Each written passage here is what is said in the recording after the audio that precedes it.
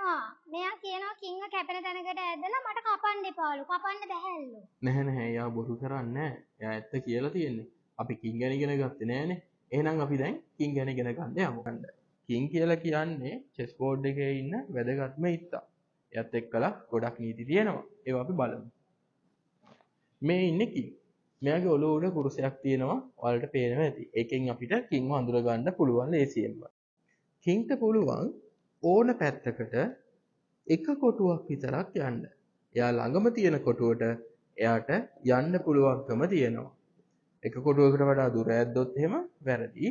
එකක් විතරයි යන්න පුළුවන්. එයාගේ ළඟට අනිත් කෙනාගිත් එක්ක ආවොත් නම් එයාට ඒ ඉත්තව කපන්න පුළුවන්. එයා ළඟ ඉන්නේ අපේ ඉත්තෙක් නම් එයාට අපේ ඉත්ත ඉන්න කොටුවට යන්න බෑ. වෙන තැනක් හොයාගෙන තමයි යන්න වෙන්නේ. කිං සම්බන්ධ ප්‍රධාන නීති කීපයක් තියෙනවා. එකෙන් පළවෙනි එක තමයි කින්ට කවදාවත්ම එයාව කැපෙන තැනකට යන්න බෑ කියන එක. එහෙමනම් අපි මේ කින්ව මේ වගේ කොටුවකට ඇද්දොත් ඒක වැරදි ඇදීමක් වෙනවා. මොකද රුක්ගෙන් කින්ව කැපෙන විදියට හැදෙනවා. කින්ට කවදාවත් එයාව කැපෙන තැනකට අදින්න බෑ.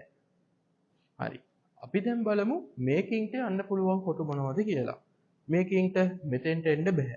හේතුව රුක්ගෙන් කැපෙන තැන. මෙයාට මෙතෙන්ට එන්න බෑ. ඒත් රුක්ගෙන් කැපෙන තැන. මෙයාට මෙතෙන්ට එන්න බෑ. ඒත් රුක්ගෙන් කැපෙන තැන. මෙයාට මෙතෙන්ට එන්න පුළුවන්. මෙයාට මෙතෙන්ට යන්නත් පුළුවන්. මෙතනත් පුළුවන්. මෙතන. ඔන්න ඔය කොටු ටිකට කින්ට යන්න පුළුවන්කම තියෙනවා. එතකොට සර් බැරි වෙලා හරි අනිත් කෙනා කිංව කැපෙන තැනකට ඇද්දොත් අපි මොකද කරන්නේ? අපිට බැයිද එයාව කපන්න? බැහැ. අපිට කවදාවත්ම කින්ව කපන්න බැහැ. ඔයත් එක්ක ප්ලේ කරන කෙනා කින්ව කැපෙන තැනකට ඇද්දොත් ඒක ඉල්ලීගල් මූව් එකක් වෙනවා. එහෙම නැත්නම් වැරදි ඇදීමක් වෙනවා.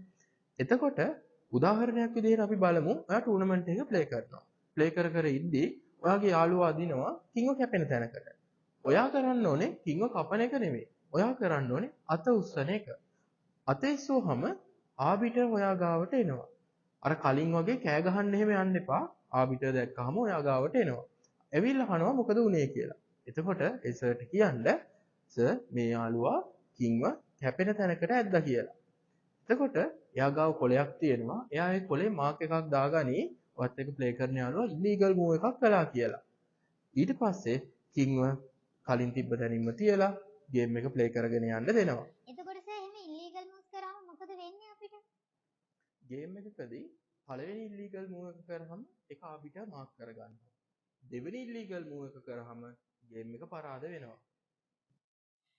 කිං කියන ඉත්තර කවදාවත්ම කැපෙන තැනකට යන්න බෑ. බැරි වෙලා හරි අපේ යාළුවා කිංව කැපෙන තැනකට ඇද්දා කියලා අපිට කිංව කපන්නත් බෑ. ඒකට අන්න ඒ වගේ මූව් එකකට අපි කියනවා වැරදි ඇදීමක් එහෙමත් නැත්නම් ඉල්ලීගල් මූව් එකක් කියලා.